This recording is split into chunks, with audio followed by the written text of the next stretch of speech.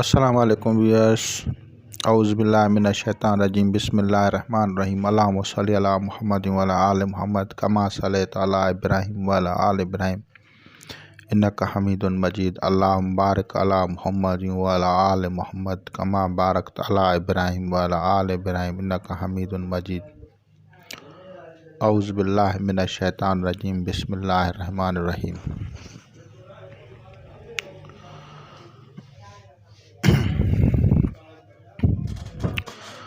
दस्ते गैब के मौजू को आगे चलाते हुए हम मज़ीद गुफ्तगू करते हैं कि दस्ते गैब किस तरह से करना चाहिए। दस्ते गैब के लिए जैसा कि मैंने कहा था कि कुछ हरूफ ऐसे होते हैं जो आबी होते हैं, कुछ खाकी होते हैं, कुछ आतशी होते हैं, कुछ बादी होते हैं। इसी तरह नामों में जिसका जो हाजतमंद आता है या किसी पीर या फ़कीर का शागिर्द आता है और उसको तंगी माश की जब शिकायत करता है तो एक पीर फ़कीर उसके नाम को मद्देनज़र रखते हुए उसका दोस्त अंसर जो है वो सिलेक्ट करता है। अनासर की तरतीब मैंने कही पहली बार कि अनासर वो लेने हैं जो उलमाए फ़िलासफ़ा की तरतीब में है, यानी आतिश, खाक, बाद, आब। अब इसके मुताबिक जब हम करेंगे तो हमें ऐसे अमल का लिहाज रखना होता है दस्ते गैब में जिससे उस आयत या इस्म का जो मिजाज अंसरी है वो आपसे दोस्ती रखता हो। मिसाल के तौर पे अगर आतिश है तो उसका दोस्त अंसर जो है वो बाद है। तो अब हम अगर अलिफ यानी आतिशी हरफ है तो बा खाकी हरफ है और जीम बादी हरफ है, तो इस तरह हम अलिफ को ऐसे इस्म मुबारका बताएंगे जो जीम से होगा। तो इस तरह से उन हरूफ की तरतीब जो है वो दी जाती है। जैसे या लतीफ़ है, ये आबी हरफ है। अब इसको वो लोग जो माहीगीरी का काम करते हैं अगर वो पढ़ेंगे तो उनको पानी से दस्ते गैब दस्तयाब होगा। पानी से कीमती चीज़ मिल सकती है, मछली बेतहाशा मिल सकती है क्योंकि आबी है। अगर किसी बंदे का नाम जो है वो खाकी है तो खाक को आब से ताकत मिलती है। इस तरह करने से आयत मुबारका या इस्म मुबारक पढ़ने से आप लोगों को वो जो सोर्सेज है, जो आपके सोर्सेज होते हैं इनकम में, उनमें ही बरकत हो जाती है। इसी तरह अगर हम बात करते हैं ज़र की, यानी पैसा या ज़र, एक होता है माल, तो माल तो मुख्तलिफ़ किस्म के माल होते हैं। अगर हम ज़र की बात करते हैं तो ज़ा और रा 207 हैं और ये हरफ है बादी। तो अगर किसी का नाम अल आतिशी है तो उसे ज़ा का हरफ भी दिया जा सकता है, ऐसे अस्मा जो ज़ा के साथ शुरू होते हों। तो उसकी ज़र में बरकत होगी। इसी तरह अगर हम वाव की बात करें, जैसे या वहाब है या वासिव है, तो ये वाव जो है ये खाकी हरफ है। और खाकी हरफ आपको पता है कि ज़मीन से ताल्लुक़ रखता है।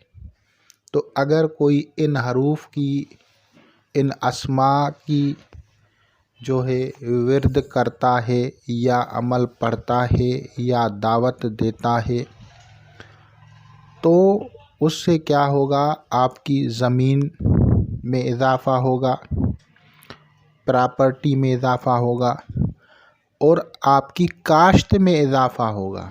यानी आप अगर फसल बोते हैं तो फसल बोने से आपको बरकत होगी, क्योंकि ये खाकी हरफ है। इसी तरह अगर हम बिस्मिल्लाहिर्रहमानिर्रहीम को हम पढ़ते हैं तो बा जो है ये खाकी है और इसका ताल्लुक़ जो है आब से दोस्ती का है। तो हम बिस्मिल्लाहिर्रहमानिर्रहीम के नकूश लिख कर या बिस्मिल्लाहिर्रहमानिर्रहीम को लिख कर, चाहे एक सीरीज़ वाइज लिखें या अलहदा से लिखें, तो वो अगर हम पानी में डालते हैं तो दस्तगैब जारी होगा।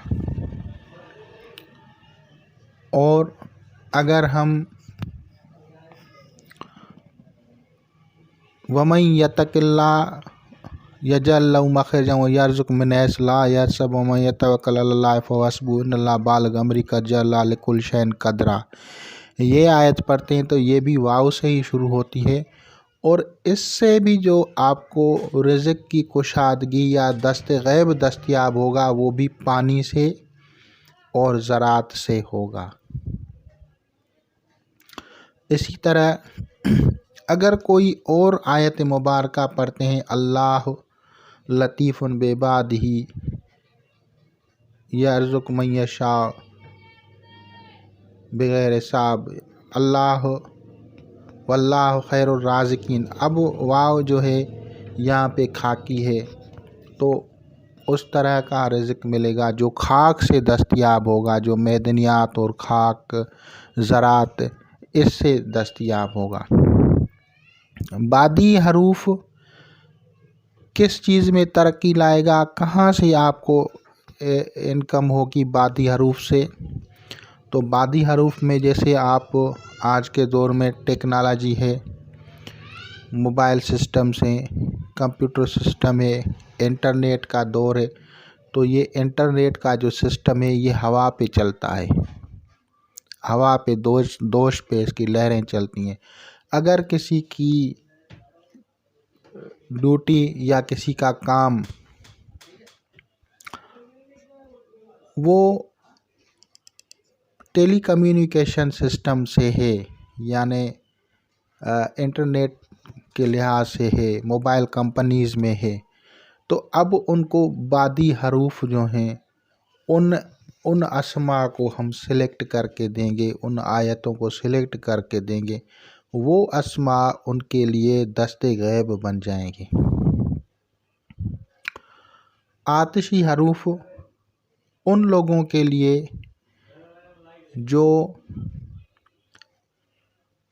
भट्ठे के ईंटों का भट्ठा हो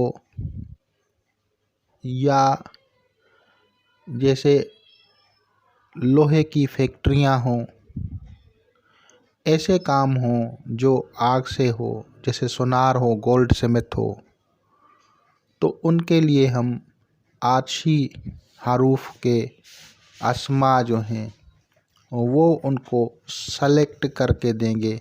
तो ये सिलेक्ट करके जब आप उनको देंगे तो उनको उसी काम में, रोज़गार में बरकत होगी।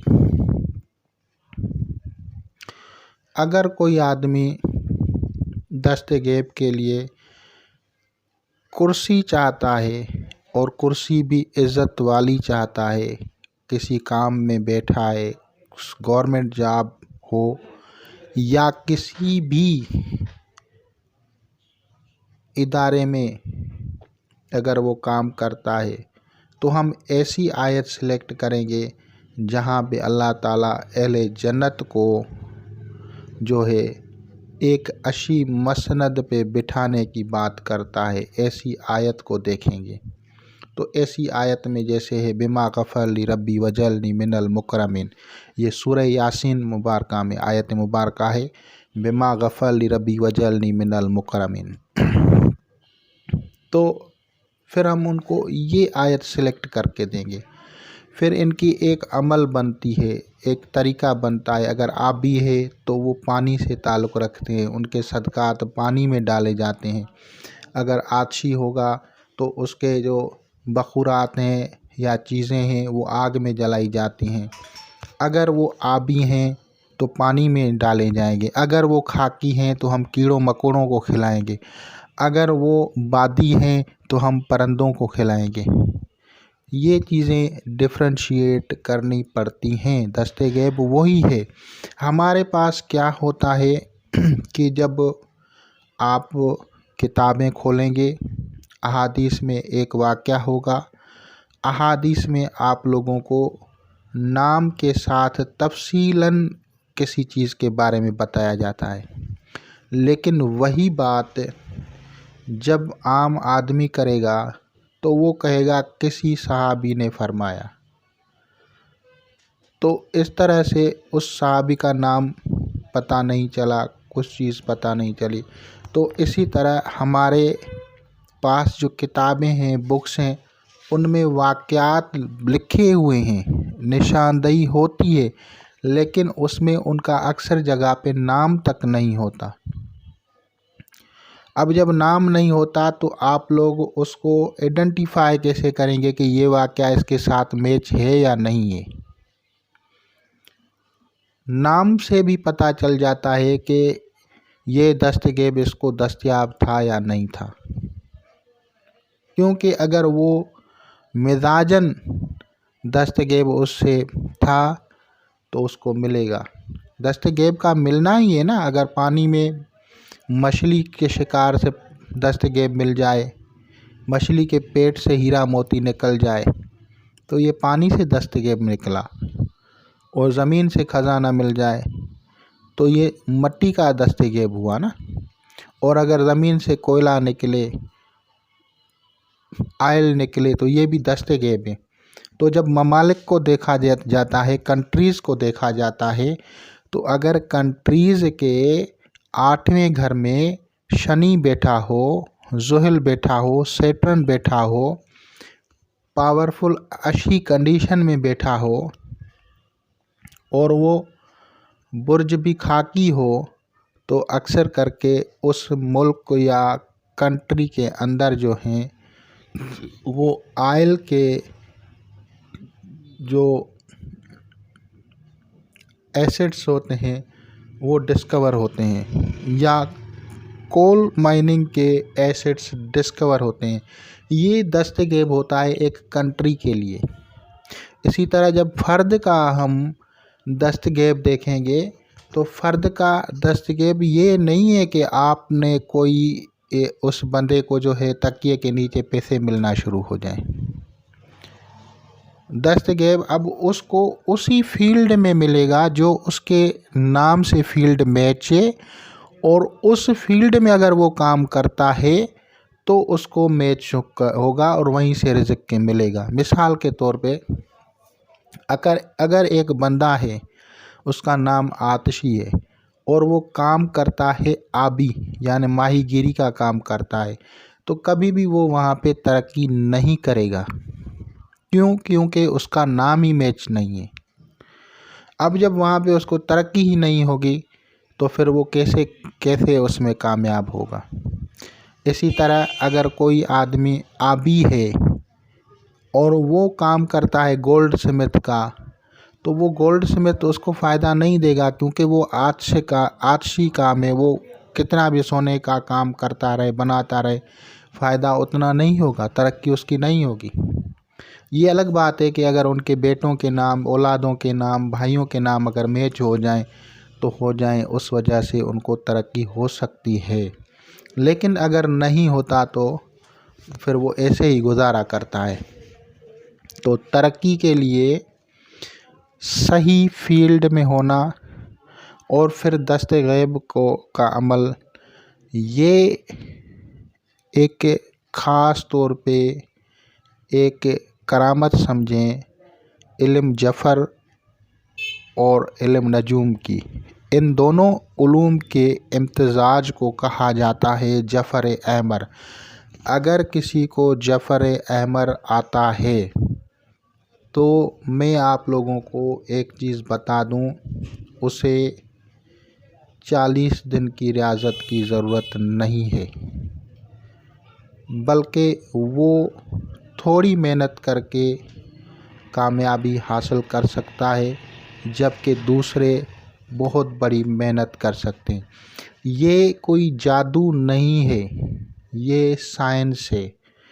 एस्ट्रोलॉजी और इल्म Zafar, both knowledges, astrology and ilm jafar, knowledge of letters, both are the scientific knowledges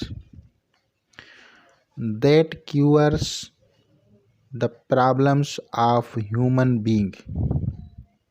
ये दोनों अलूम अल्लाह ताला ने जो अता किए, ये बुज़ुर्गान दीन सलासल में चलते रहे। ये अलग बात है कि किसी को कम आता है, किसी को ज़्यादा आता है, ये अलग बात है, लेकिन आता ज़रूर है। दूसरी बात कि इन अलूम के अंदर वो ख़जाने हुए, छुपे हुए ख़जाने हैं, जिनको अगर डिस्कवर किया जाता है तो हर आदमी उसको समझ भी नहीं सकता, बर्दाश्त भी नहीं कर सकता, क्योंकि ये पावरफुल नॉलेजेस हैं जिसमें आपको पूरी इंट्रोडक्टरी होती है। यानी आप इंट्रोडक्शन करते हैं, हरफ पढ़ा जाता है, उस हरफ की एक पूरी बायोग्राफी जिस तरह से होती है, इस तरह से होती है। इस तरह इस इल्म के बहुत सारे फ़वाइद हैं। बीमारियों का इलाज, जॉब,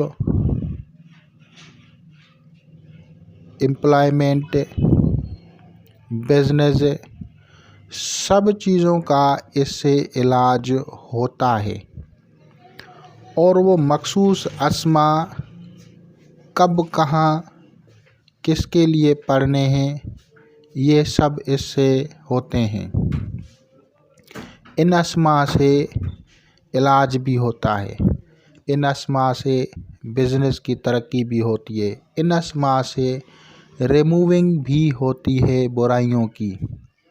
जो लोग भी अक्सर करके आप लोग देखते हैं जादू जिन्नात के मुतासर, मोस्टली इनमें जो होता है राहु और केतु का असर होता है, क्योंकि राहु और केतु परछाई होती है।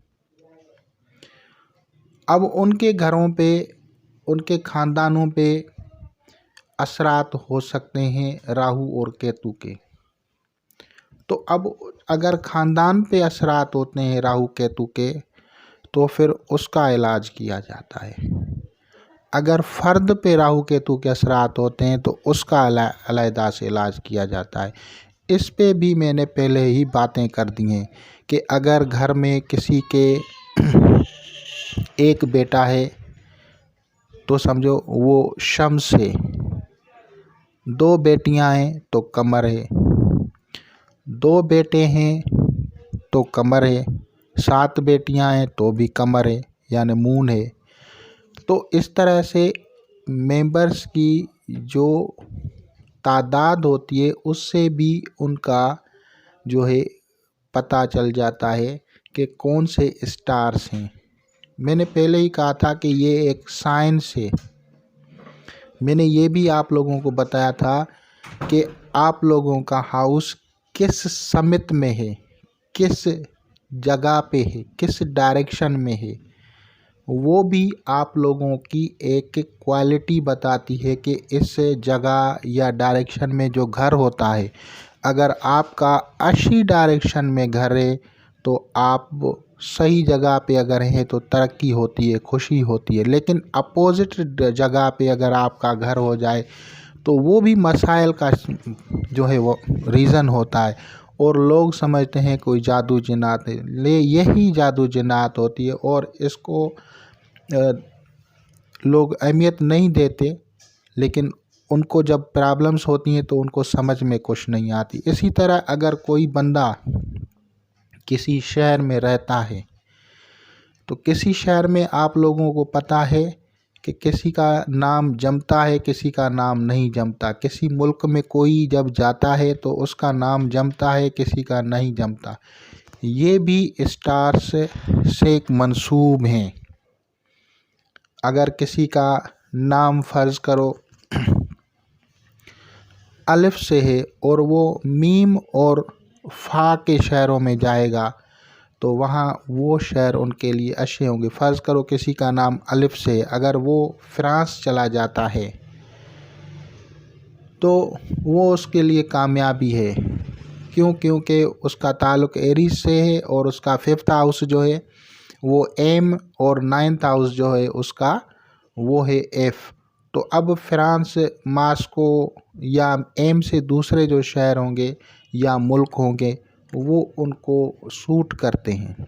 इसी तरह अगर कोई बंदा इस मुल्क से बाहर नहीं जाना चाहता, अपने ही मुल्क में रहता है, तो जिस देहात, जिस गांव, जिस शहर में आप रह रहे हैं, क्या वो आपसे नाम मैच है?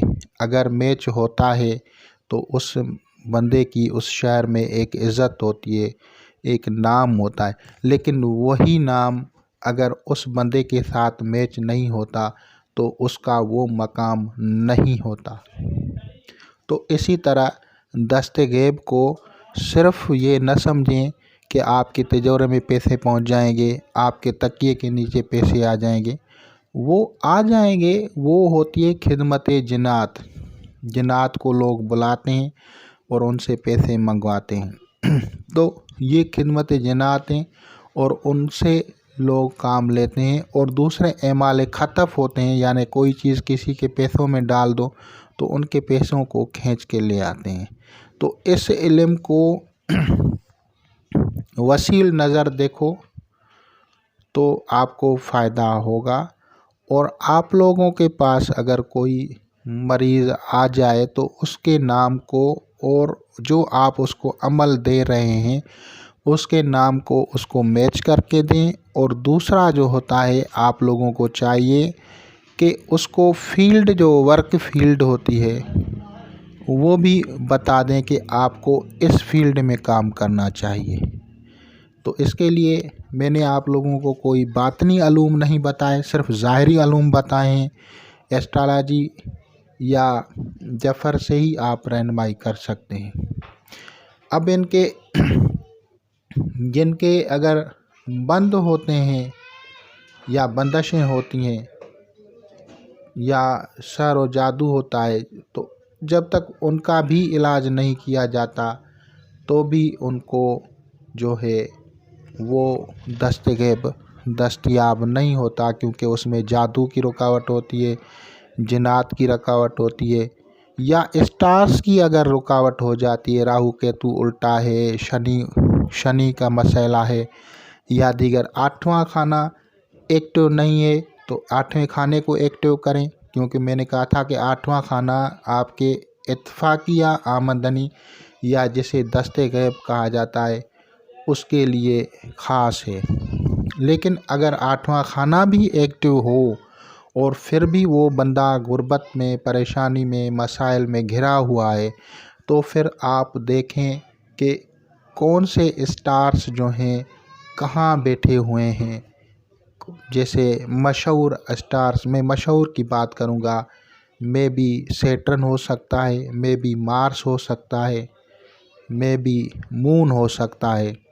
तो जो स्टार जहाँ पे कोई रिवर्स स्टार हो, रेट्रोग्रेड स्टार हो, उल्टा स्टार हो, या जो जहाँ पे भी कोई स्टार वीक हो, हबूत में हो, कमज़ोर हो, तो उन स्टार्स के जब सदक़ात दिलाए जाते हैं तो उस मुसीबत या परेशानी से वो बंदा निकल आता है।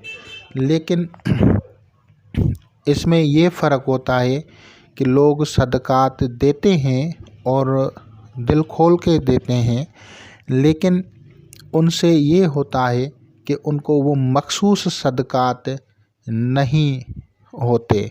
जब मख़सूस सदक़ात वो लोग नहीं देते तो उस वजह से उनको उस प्रॉब्लम को रिमूविंग नहीं होती।